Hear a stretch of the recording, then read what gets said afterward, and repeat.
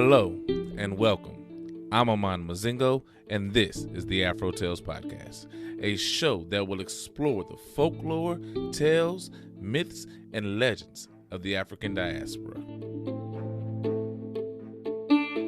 Okay, so today we have two stories again coming from two fairly different places. One story is coming from the Bahamas, while the other is coming from Alabama. I know that seems like two weird places to be picking stories from, but you'll see why I picked them in the end. And I hope you enjoy those two. One is about a bird, one is about a little man. Anyway, I'll see you guys on the other side. The Gaulin wife. There was this man who had a son and married a second time. But what he didn't know was that his new wife, she was a Gaulin, or egret. Now, every time she cooked him his peas and rice and meat, she would tell him she didn't want any because she wasn't feeling well. Then, when her husband went out to work, she turned back into a Gaulin and went out to a pond and caught crabs and ate her belly full and made haste to come back home and return into a person before her husband had come home. Each time, just as her husband left, she would go inside the bedroom and shed her clothes and begin to sing. Kitty catty, ki wong wah, kitty catty, wong wah wah, kitty catty, ki wong wah, kitty catty, wong wah wah. Ki bottom, ki pyong, ki kitty catty, ki wong wah, ki pyong. Then two wings would come out, and she would sing again. As she sang, her feathers would come out, and then she would sing again. And as she sang, a bill would come out, and then she would fly out the window and go to the pond to catch crabs. Now, the man's son suspected his stepmother wasn't a person, so he kept watch. One day, he stayed home after his father had gone, and as he was watching, he heard her song and saw her turn into a Gaulin. And when his father came back that night, the little boy said, "Papa, this wife that you have isn't really a person. She's a Gaulin." "What is that, boy?" "This couldn't be." "Yes, Papa, she is a Gaulin. And if you don't believe me, we can watch her like I did this morning when you leave for work."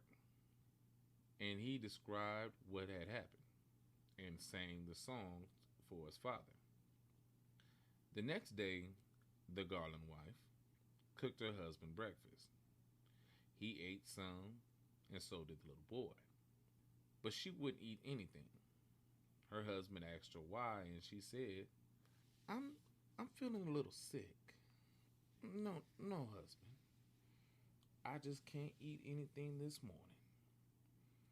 Her husband went and got his gun and loaded it up, and he began to sing. Kitty catty, ki wong wah. Kitty catty, wong wah wah. Kitty catty, king wong wah. Kitty catty, wong wah. Ki bottom, ki pyong. Kitty catty, ki wong wah, ki pyong. Now, as he sang that song, she burst out crying. Don't sing that. Every time you sing that song, it makes me remember my dead mother. She knew if he kept going, she would turn into a bird right in front of him. But he sang it anyhow. First time, her legs. Second time, her wing. And he sang and sang until her feet came out, her feathers, and then her bill. He took his gun. Pow!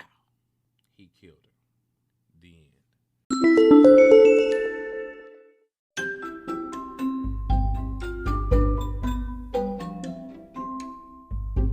Mr. Knee-High Man wants to get big. Mr. Knee-High Man, who lived in the swamp, wanted to get big instead of being little.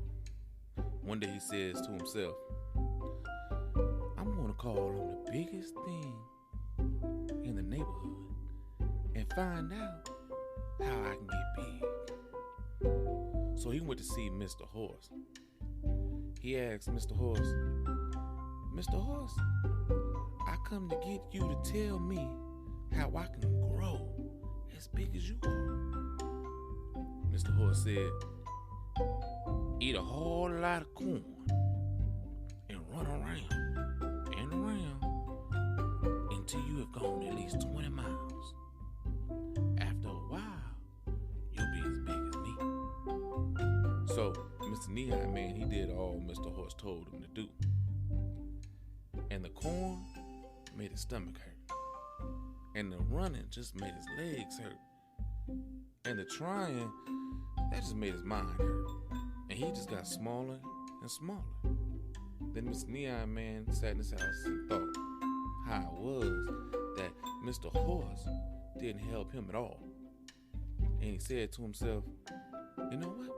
I'm going to go see Bruh Bull. So he went to see Bruh Bull and he said, Bruh Bull, I come to ask you to tell me how to get as big as you are. And Bruh Bull told him, eat a whole lot of grass and then bellow and bellow. And the first thing you know, you'll get as big as I am. And Mr. Knee-High Man did everything Bruh Bull told him. And the grass just made his stomach hurt. And the bellowing, oh, that just made his neck hurt. And the thinking, well, that just made his mind hurt. And he just got smaller and smaller. Mr. Knee-High Man went home and sat in his house and he thought, how come Bruh Bull didn't do him any better than Mr. Horse? After a while, he heard old Mr. Hoot Owl in the middle of the swamp preaching that bad people are going to have bad luck. The Knee-High Man said to himself, I got it. I'm going to ask Mr. Hoot Owl how I can get big. And he went to Mr. Hoot Owl and he said, Mr. Hoot Owl, I come to you to ask you how I can get big. And Mr. Hoot Owl said, why do you want to be big? Mr. Knee-High Man said, I want to be big so that when I get in a fight, I can win it. And Mr. Hoot Owl said, anybody ever try to pick a fight with you? And Mr. Knee-High Man said, well, no, sir. Nobody's ever tried to pick a fight with me. So Mr. Hoot Owl said, well, if you don't have any cause to fight, then you don't have any reason to be bigger than you are. Mr. Knee-High Man thought about that for a minute. And he finally said, but I want to be big so I can see a long way. Mr. Hoot Owl said, when you climb a tree, do you see a long way from the top? Mr. Knee-High Man thought about that for a second. Well, yeah, I see a long way from the top of a tree. Mr. Hoot Owl said, you know, when it comes down to it, you don't have any reason to be bigger in your body. But I know one thing for sure. You got real good reason to be bigger in the brain. The end. Okay, so did you see why I picked the two stories? Maybe not. Okay, well, let me explain. First, we have the Gaulin wife, a woman that was just trying to have a family, but was kind of out of her place. She didn't really fit in. She didn't. Why? Well, because she was a bird and they were humans. And she was just trying to live life as a human in a position that she really shouldn't have tried. She should have just stayed the way she was. Stay the Gaulin. Stay living the life as a bird and as a beautiful bird. If you've seen Gaulins, if you're from the Bahamas, and well, really any other kind of swamp birds, I guess you would say. I don't know what to call them swamp birds, but egrets, herrings, birds of that nature are beautiful birds. Flamingos, I think, are in this family of birds. At least I feel like they are. I could be wrong. But if she would have stayed in there, if she would have stayed in that life and lived that life, she would have been fine. But she tried to step out of her zone, and it's okay to step out of your zone from time to time, but not in this situation. Not when you have to lie to other people in order to try to be in that zone. Also, the knee-high man, I think is a great story. And for some reason, I go back to my owl, being that old wise guy, telling him, you don't need to try to change who you are. Again, you don't need to go out of your position. You need to be comfortable in who you are and what you are and be happy with that, instead of trying to be like other people or be like other beings. And that's really what brings these two stories together. The fact that in both situations, both main characters are trying to be other things than what they are and not be true to themselves. And if you are true to yourself, you'll find happiness in that. And then you can go out and find happiness doing other things. But at least you'll know who you are. And I want to tell everybody that. Be happy with who you are. Find the happiness within yourself and not try to be like other people because you think they live a better life or you want to fit in with them. It's not necessary. It's not needed. But I love these stories. And I love sharing these stories. And I will continue to share these stories with you guys. But yeah.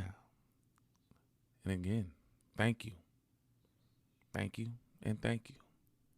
See you later.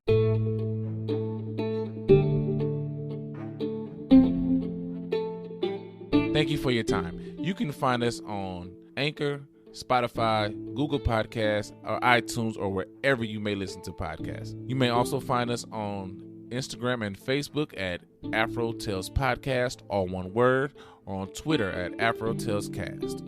Please share, comment, like, leave a rating so others may find us just as you have. Again, I'm Amon Mazingo. This is Afro Tales Podcast, and until next time, have a great day.